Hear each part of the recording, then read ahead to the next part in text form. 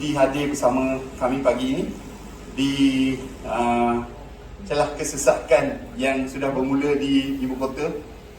Mengapa kita bersama pada hari ini adalah seperti dalam sektor-sektor lain, kerajaan bersama-sama dengan rakan-rakan dari persatuan-persatuan bukan kerajaan, NGO, bersama-sama dengan kerajaan Malaysia melalui Kementerian Kesihatan Malaysia untuk menyokong bersama semua rakyat Malaysia supaya kita boleh kembalikan landasan perawatan kanser back on track.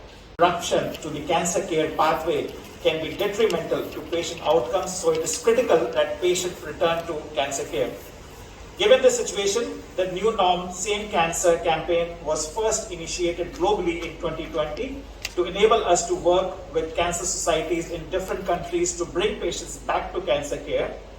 Through this campaign, we really aim to support diagnosed patients to re-engage in medical settings, encourage screening and diagnosis, and advance policy for the patient care. So we are partnering to improve the cancer care, which is a significant health concern in Malaysia.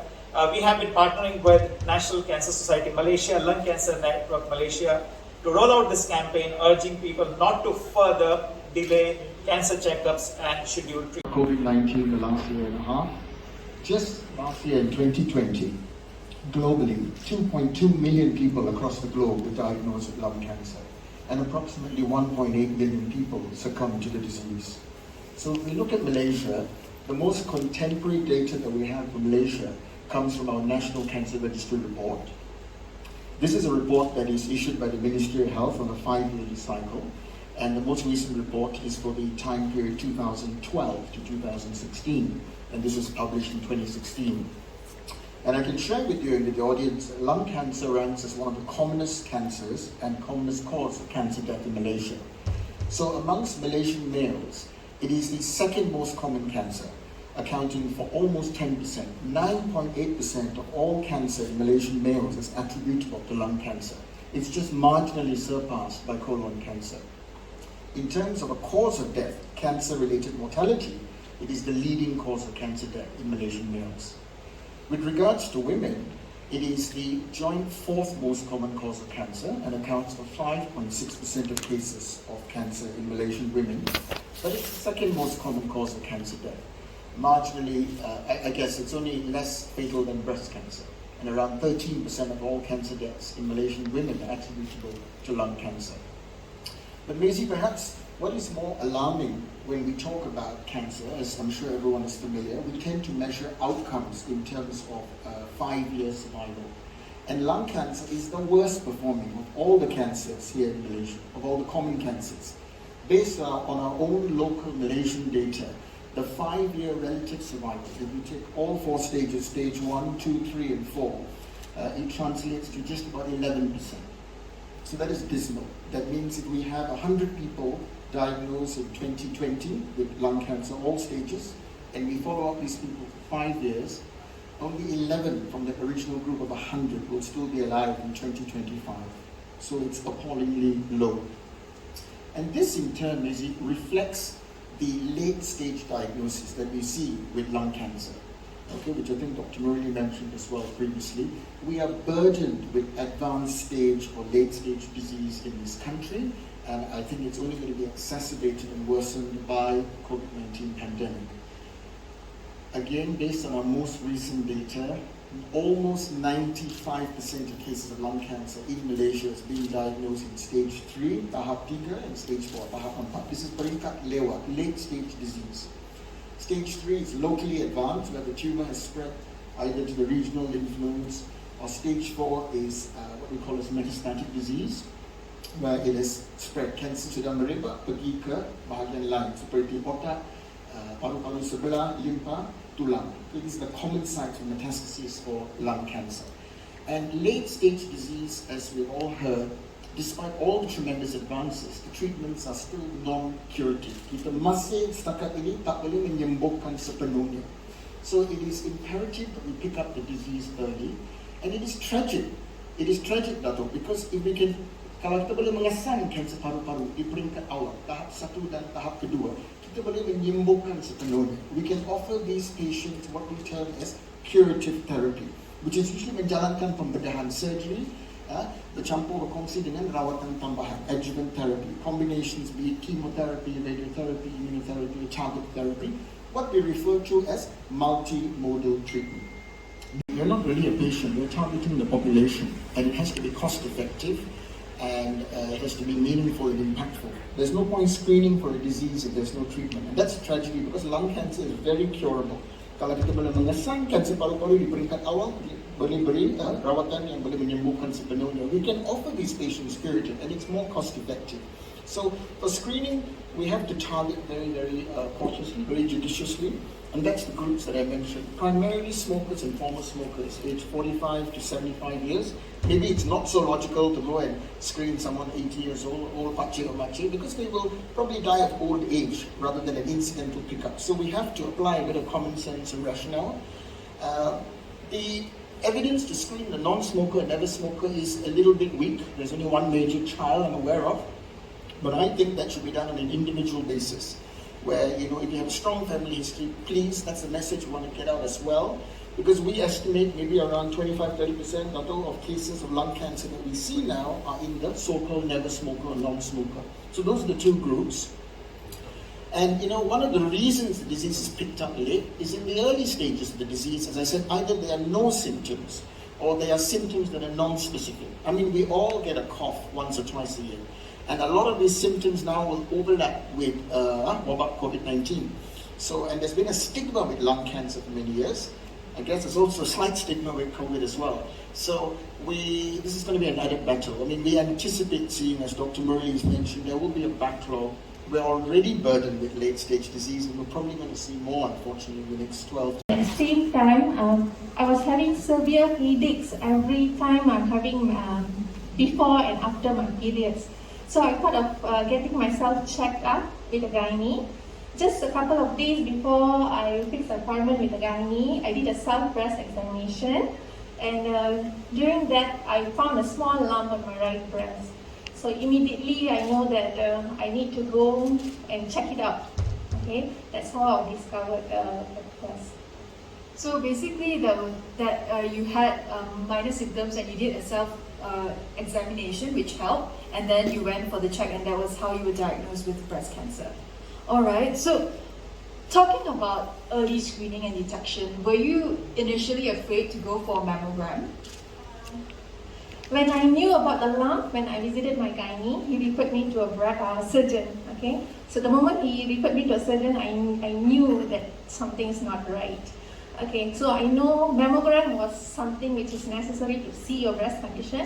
I need to clear out and get a solution instead of keep worrying about it. Even though I was nervous, I was trying to make myself more stronger. So that was how you empowered yourself to go for a mammogram. I know a lot of women out there who are actually afraid to go for mammograms. And it's good to hear from you that you should be strong enough to just go ahead for the solution and find it. What's the issue with it? So how has this cancer diagnosis changed your life? From having a baby now and then having breast cancer? Actually, I wouldn't say it has changed 360 degrees. Totally understand. But the cancer journey has enlightened me to be grateful for every single thing that's surrounding me. Okay, and another one, cancer journey also allows me to discover who I was previously and how I was when I was during my childhood and teenage life, where I lost myself at work and enrolled completely in family, and my life was stuck there. And now I feel that this cancer journey has brought me back. Wow, that is so enlightening to hear that cancer has changed your life completely.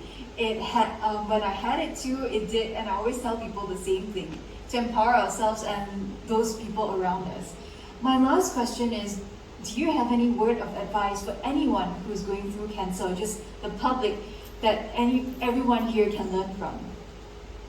What I would like to say is, don't be afraid. If there is any symptoms that you can detect, you are considered to be very lucky. don't be afraid to get screened. Immediately get the right treatment from the right doctor. Because even I was thinking of going for alternative medicines, and I remember my husband was saying that instead of trying to put yourself on risk, get the right treatment at the right time. So I started my treatment in February and then completed beginning of October during this pandemic COVID, and I would say hospitals are completely safe. So there is no issues of going to hospitals because I was not vaccinated during that time, but I was safe and I completed. Just this now, I'm very privileged, to have come early and got a chance to listen, even though it's a very short speech, but it was very, very meaningful. I'm very privileged of that. Pertama sekali saya nak ucap terima kasih pada Persatuan Kanser Bangsa Malaysia, NCSM. Now there's lots of abbreviations, I can't remember everything. And I went to KKM, MOH, so many abbreviations. They memorize, I don't know. Now I'm starting to memorize. Persatuan Jaringan Kanser Paru-Paru Malaysia, LCNM, and AstraZeneca Malaysia di atas bersedia menjemput saya. Saya nak ucap tahniah dan syabas atas usaha murni ini untuk bersatu, bergabung, memerangi satu penyakit yang dah lama dan menghadapi greater burden sejak pandemik ini. Late diagnosis and late screening and diagnosis and late treatment was a long time history. But with the pandemic, it became worse. This is why we are here today, to launch this. Dan saya nak ucapkan tahniah atas kesedaran orang ramai untuk usaha untuk meningkatkan kesedaran ramai tentang kepentingan kesan awal, saring awal, rawatan berterusan. These are the two important things yang kita dengar hari ini. Kesihatan adalah harta kita. Health is wealth. Kesihatan adalah harta. Hilang duit boleh cari. Sekarang cari duit lah. Sudah boleh interstate. Sudah boleh ekonomi dah buka. Hilang kesihatan, buruk badannya. Derita selamanya. Sebab tu saya selalu cakap di mana-mana saya pergi. Mencegah lebih baik dari merawat. Mencegah itu murah. Mencegah itu mudah. Mencegah itu seronok sebenarnya. We are happy, we can smile. Dan outcome dia, insyaAllah will be very good. Alright, on 3, 2, 1. And with that, ladies and gentlemen, that marks the official launch of the new normal Same Cancer campaign by NCSM, LCNM supported by AstraZeneca Malaysia. Congratulations. And to all of us out there who say that, okay, let the pandemic stop first. Let us sort out and get things to be the same as before. That's wrong. We have to continue. We have to be vigilant, and we have to be proactive in terms of our health, irrespective of what the issue is. And that is what has not been happening, and that I think are the challenges that we still face today. As Dr. Murali mentioned and Dr. Ann mentioned as well, and we need to get back into that mode that we were before and actually be better than what we were before in terms of looking after ourselves.